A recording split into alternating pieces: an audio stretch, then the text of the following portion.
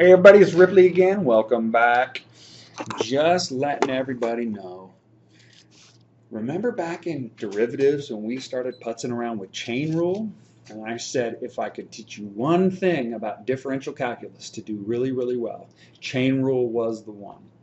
The same is true of integration by substitution. This is key. And the reason it's key is because integration by substitution really is chain rule backwards. All right? It's chain rule run backwards. And let me give you an example. Backwards. Now, look at the rules that we have for integration, right? We know that we can integrate a sum, we know that we can integrate a difference. But the question is how do I do something like this? How do I take the integral of something like, whoops, that would be crazy. No, let's do that. Let's go the integral of x e to the x squared dx. Now, look at what's going on here. I have an x squared sitting right here. I have an x. There's a product in between them. Now what students will often do is they'll go, okay, well, can I go the integral of x dx and then multiply that times the integral of e to the x squared dx? And the answer to that is a resounding . And here's the problem. The integral of a product is not equal to the product of the integrals. In other words, there is no product rule per se for integrals. These are not equal to each other. And the reason for that is really, really simple. Here's the problem, because functions, because students will obviously, well, wait a sec, Ripley, what about, we know that the limit of a product is the product of the limit, and the integral from a to b of f of x dx is equal to the limit as n goes to infinity of the sum as I goes from 1 to n of f of x sub I times delta x, where of course delta x equals b minus a over n. And you'd be absolutely correct in saying that. And that the limit of a product is the product of the limits. The problem is the sum of a product is not equal to the product of the sums. So we're dead, because remember when we first started doing integrals or definite integrals, we took this part first. We have to deal with this sum first, and that's not the case. So I'm dead. So what I'm going to do is I'm going to do something really, really tricky, and I realize that I'm starting kind of hard with this one, but let's rewrite it. If I do the integral of x e to the x squared dx. Now, what do you notice about e to the x squared? Well, if you think about it, what it is it's e to the u. If I were to let f of x equal e to the u, and let g of x, or excuse me, u of x, sorry you guys, getting crazy, and let u of x equal x squared. Don't you agree that f of u of x would be equal to e to the x squared? Now remember when we took derivatives, it was really important to see what was being composed with what. In this case, it's not so much. We're going to do something really, really simple. All that we're going to do is we're going to account for this entire integrand, including the dx. I know the integrand technically is just this little chunk, but including the dx, we're going to take care of all of this stuff. But we're going to substitute it and we're going to make it simpler. The point of integration by substitution is to take a complicated integrand and make it simpler. So the question that I always have my students ask is, do you see a part of the integrand, this is the way it starts, a part of the integrand that looks like, excuse me, a derivative of another part. That's always the first place that you start, all right? Especially with a problem like this. Well, hopefully the answer to that question here is obvious. Isn't x close to the derivative of x squared? What do I know that the derivative of x squared is? Well, it's 2x. Well, that's really, really close. So watch what I'm going to do here. I'm simply going to let u equal x squared. Now notice what I'm really saying here is u of x equals x squared. So I have u as a function of x.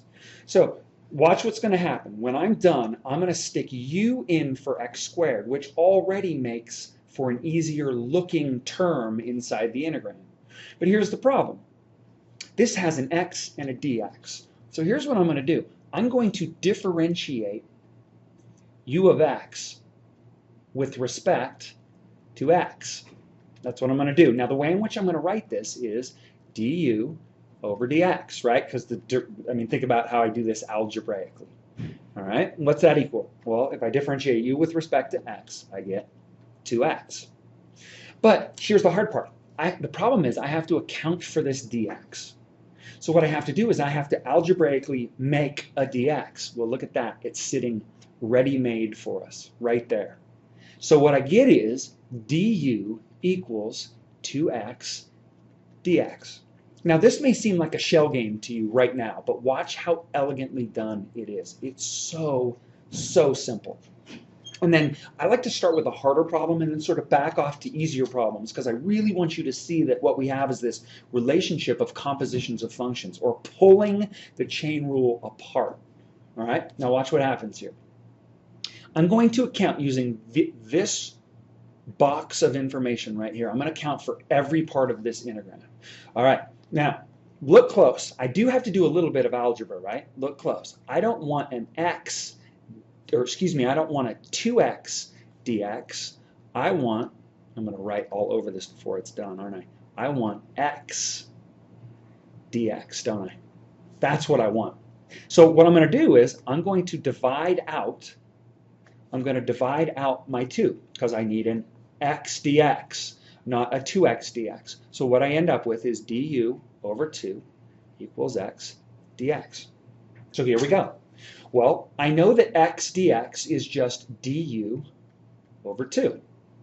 I know that e to the x squared is just e to the u. Now, I have broken no rules at all. All right, let's use an implies arrows here. I've broken no rules. I have accounted for all of the pieces. In other words, this integral is exactly equal to this integral. I've just substituted new stuff. Now I'm going to rewrite this. I'm going to use the commutative property of multiplication, because remember, theoretically, this du is the width of the subinterval that's being multiplied times the height of the subinterval. So watch what happens here. I have a constant. Remember, with a constant with an integral, I can pull out in front, and I end up with e to the u du.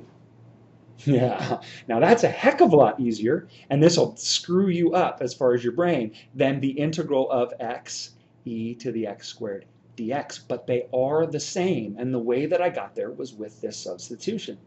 Now watch what happens. I end up with 1/2. What's the antiderivative of e to the u? Notice this variable and this variable match up. Life is good. I end up with 1/2 e to the u. The antiderivative of e to the u is e to the u, and plus c. But there's only one problem. Just remember, this whole function started out as a function of x. So what I have to do is I have to back substitute my u, and I end up with 1/2 e to the x squared plus c. Now, I've screamed and yelled and waved my arms and told you guys constantly, if you want to check your antiderivatives, simply take the derivative of your antiderivative and see if you get the integrand back.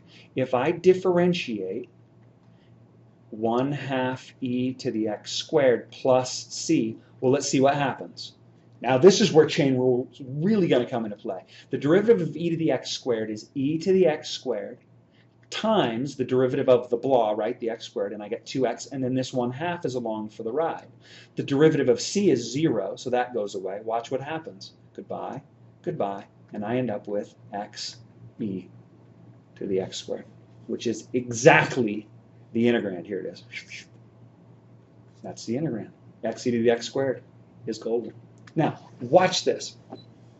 I'm going to play a little bit nicer. Maybe, maybe not. You never can tell. What if I said this? What if I wanted to take the integral of, let's go, I don't know, let's go 5x plus 1 raised to the 10th dx. All right?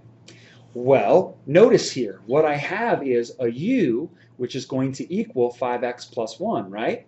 And then what that'll imply is that u to the 10th is equal to 5x plus 1 to the 10th.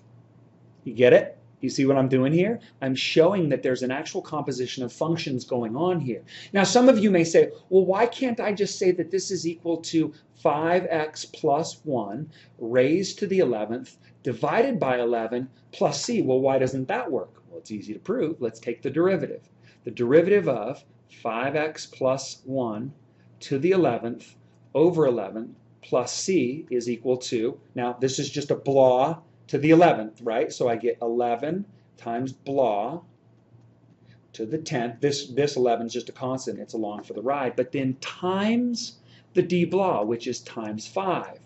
These cancel, and what do I end up with? 5 times 5x plus 1 to the 10th. I'm off by a factor of 5. When I took the derivative of what I thought was the integral, I'm off by a factor of 5. So the question is, how do we substitute that out? It's easy. Watch this. Nothing to it.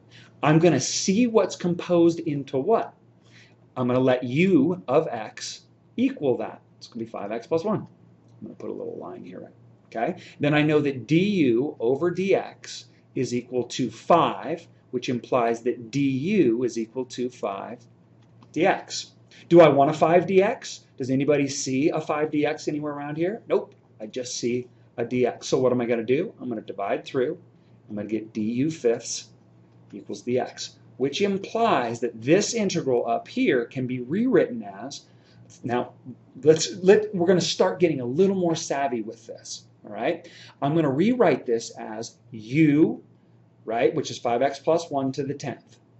U to the 10th, and then times, now remember, here's what we were interested in. I know that dx, this guy right here, is equal to du over 5, and I definitely want a du, and the 1/5 is just a constant. It's along for the ride. Now watch what happens. This is equal to 1/5 u to the 11th plus c. Look at how much easier that was. Right? Could you imagine? Think about this. What if I told you that you had to multiply this thing out using Pascal's triangle or some other mnemonic device? You had to multiply it out to turn it into a polynomial rather than this factored polynomial, and then have to take the antiderivative. Look at how, oh, it's so easy, so yummy. The problem is, this started out as a function of x. This is a function of u, but I substituted u, right? So this just turns into 1/5 5x plus 1 to the 11th